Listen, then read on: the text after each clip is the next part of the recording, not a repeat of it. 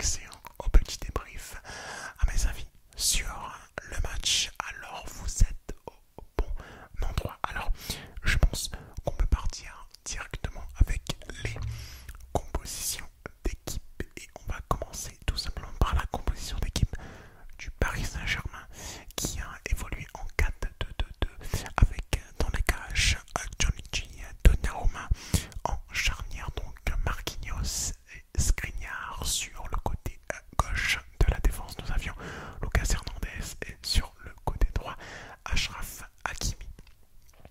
En milieu de terrain, nous avions donc au milieu de terrain défensif Ugarte et Zahir Emery. En milieu de terrain plus offensif, là nous avions Dembélé à droite et Vitinha à gauche. Et en attaquant de pointe, nous avions Colomboigny et Kylian Mbappé. Du côté de tout simplement l'AC Milan, l'AC Milan a évolué en 4-3-3, une formation beaucoup plus simple, beaucoup plus on va dire classique en football, avec dans les cages Mike Maignan en charnière, Tomori et donc Thio en côté droit donc de la défense, Pierre Kaloulou en côté gauche, donc Théo Hernandez. En milieu de terrain nous avions Moussa Kronic et Reijnders. En attaquant gauche, pour le coup nous avions Raphaël Léao. En attaquant droit Pulisic et en attaquant central Olivier Giroud. Alors pour le coup j'ai pris vraiment beaucoup de notes sur la rencontre et on va tout simplement commencer par parler du match, de la rencontre. La rencontre se jouait tout simplement au Parc des Princes et avait pour intérêt là de conforter le Paris Saint-Germain dans, on va dire, sa première place de ce groupe-là si il s'emportait la rencontre. Alors, pour ne rien vous cacher, je vais vous donner le score maintenant. Le Paris Saint-Germain a gagné la rencontre sur le score de 3-0. C'était un match extrêmement maîtrisé dans l'ensemble, mais on va voir que le match a été plus maîtrisé en deuxième période plutôt qu'en première. Je m'explique. Première mi-temps, donc j'ai noté à la deuxième minute un bon début de match du Paris Saint-Germain. Première action dangereuse, c'est Dembélé qui centre sur le côté droit mais ne trouve personne. Troisième minute, j'ai noté le carton jaune rapide de Malick Thiaw sur une action sur Colomboigny qui a fait un changement d'appui rapide. L'arbitre a préféré sortir le carton jaune et donc il avait la bonne intention de se faire, on va dire, remarquer, de montrer qu'il était présent dans cette rencontre. Et j'ai trouvé l'arbitre vraiment assez juste pour le coup. Je pense que c'est important aussi de souligner ça quand l'arbitre est juste, de le dire tout simplement. Sixième minute, carton jaune encore une fois, donc deuxième carton jaune pour l'AC Milan parce que cette fois-ci il est pour le Bosniaque Kronic. Donc les Italiens sont très dominés dans les duels. À la 9e minute, j'ai noté que Moussa a trouvé bien Pulisic sur le côté droit parisien qui centre de manière assez molle, mais Hakimi ne prend pas de risques et dégage de la poitrine en corner. 12e minute, Reinders trouve Pulisic sur le côté droit parisien, encore le côté droit du milieu, et a été mal couvert pour le coup par Vitinha. 15e minute, carton jaune cette fois-ci pour Hakimi sur une faute sur Léao. Très bon coup franc pour Milan à 21 mètres.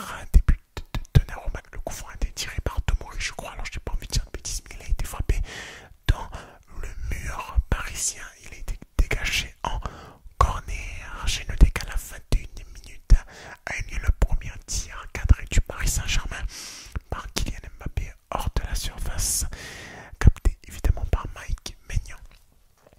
24e minute, corner du PSG tiré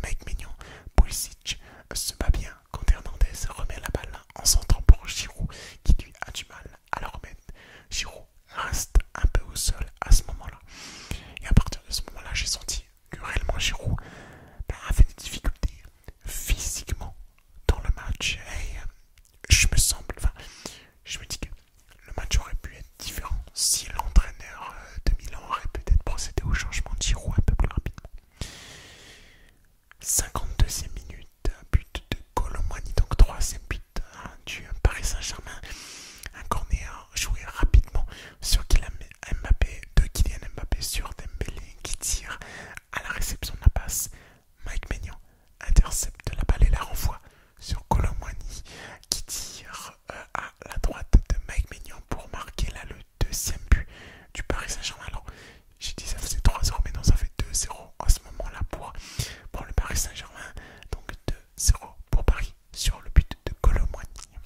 Kolo Muani qui, avant ce but-là, je l'avais trouvé un petit peu en retrait, un petit peu, on va dire, invisible sur l'attaque parisienne entre les trois attaquants. C'était celui que je trouvais le plus invisible pour le coup, mais j'ai changé d'avis évidemment après ce but-là.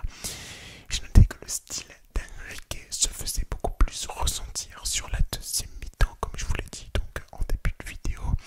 62e minute, premier tir cadré du match pour Pulisic, donc premier tir cadré de l'AC Milan à la 62e minute, ce qui montre la réelle, on va dire, emprise du jeu du côté parisien. 77e minute, un bon contre de Léao bien couvert par Hakimi.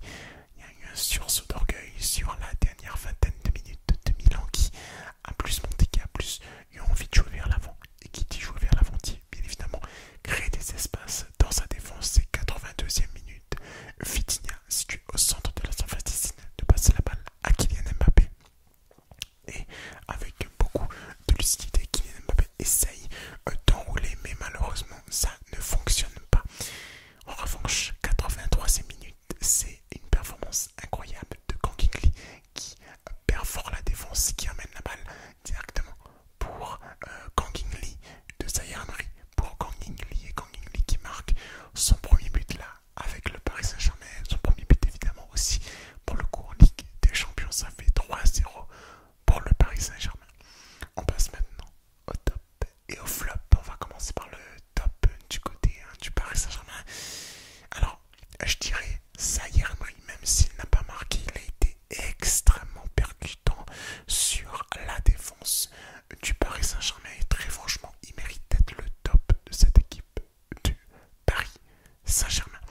Le flop du côté de Paris, je dirais peut-être Hernandez, voire Skriniar. Alors Skriniar n'a pas fait tellement d'erreurs. Je dirais Hernandez, puisque je l'ai un peu senti déborder. Alors Hernandez et Hakimi un peu au même niveau. Je dirais quand même petite, on va dire flop du côté d'Hernandez. Top du côté de Milan. Le top du côté de Milan, j'ai longtemps hésité, mais je mettrai quand même Léo, puisque je l'ai senti réellement percuté sur l'attaque de Paris, et franchement je trouve qu'il a été un des meilleurs joueurs de l'AC Milan ce soir. En termes de flop du côté de l'AC Milan, pour moi c'est Gio, le flop du côté de l'AC Milan. Donc Malick Gio qui a fait beaucoup d'erreurs en première période. Il a été même remplacé en seconde période. Il a pris un carton, bref, très mauvais match de son côté. On récapitule. Top du côté du Paris Saint-Germain, Zaïre Emery. Flop du côté du Paris Saint-Germain, Lucas Hernandez. Top du côté de l'AC Milan, Raphaël Léao. Et le flop du côté de l'AC Milan, c'est tout simplement Gio, pour le coup Malick Gio. Merci à vous les amis d'avoir suivi la vidéo. C'était un véritable plaisir pour moi de vous proposer cette vidéo là. Encore une fois, un sport détente, mais un sport détente sur la Ligue des Champions. Et je sais que beaucoup d'entre vous kiffez la Ligue des Champions. Ne vous inquiétez pas, les vidéos plus classiques arriveront très vite. Et merci à vous de continuer à suivre la chaîne. N'hésitez pas à vous abonner, à liker la vidéo. On se retrouve très vite les amis. Je vous souhaite à tous une agréable nuit et de très beaux rêves. Ciao les